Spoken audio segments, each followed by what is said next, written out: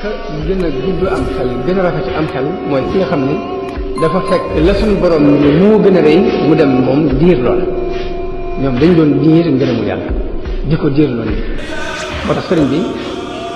li mu wax mooy isil muridu laa yuridu abada gayra rida rahmani haysu qasada ab murid bi mu soxla mooy ki nga xam ne du bëgg lu dul ngërëmu yàlla. salaamaaleykum ñuy delloo ziar bu baax di leen nuyu ku nekk sa tur ak sa sant xasida yi nag li ko fi teg mooy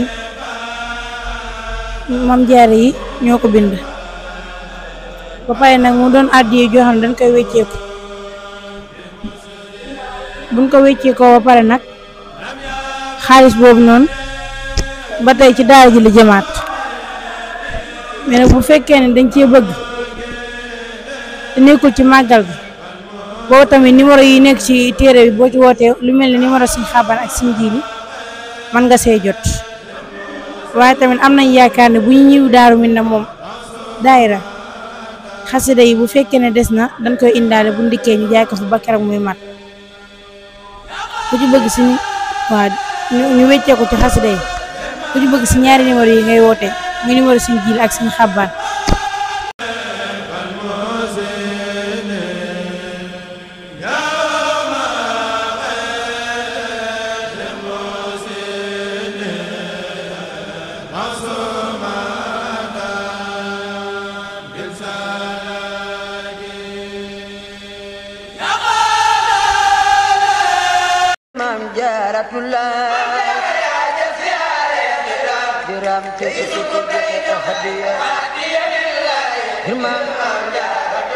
Maam Jaara yaa jar siyaare diram bisu ko tey jox hadiya lillahi ngir Maam Jaaratullah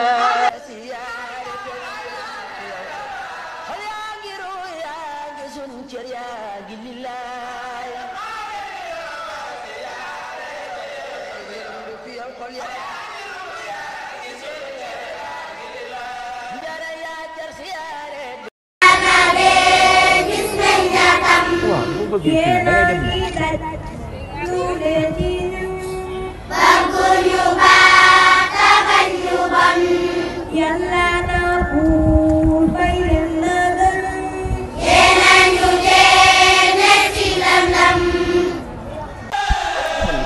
gën a gudd am xel gën a rafet am xel mooy ki nga xam ne dafa fekk la suñu borom ni moo gën a rëy mu dem moom diir lool ñoom dañ doon diir ngërëmu yàlla di ko diir lool moo tax sëriñ bi li mu wax mooy isil muridu laa yuridu abada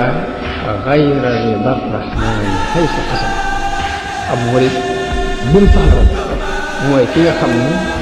du bëgg lu dul ngërëmu yàlla